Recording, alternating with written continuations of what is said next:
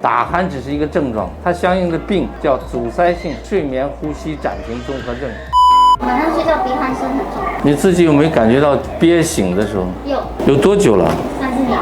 只有打鼾这个现象，这必须先做一下呼吸睡眠监测，就是有个仪器戴在胳膊上，睡一晚上，它那个仪器就会给你记录下来，你呼吸暂停了多少次，每一次暂停了多长时间，血氧饱和度下降到什么程度，它就会有一个判断属于不属于这个阻塞性睡眠呼吸暂停综合症。打鼾它这个阻塞性可能是鼻，可能是鼻咽，可能是咽，可能是喉，各种各样的原因，每个人情况都不一样。有的人是肥胖，有的人是这个肌肉力量不足，有的人是单纯神经性的，有很多原因。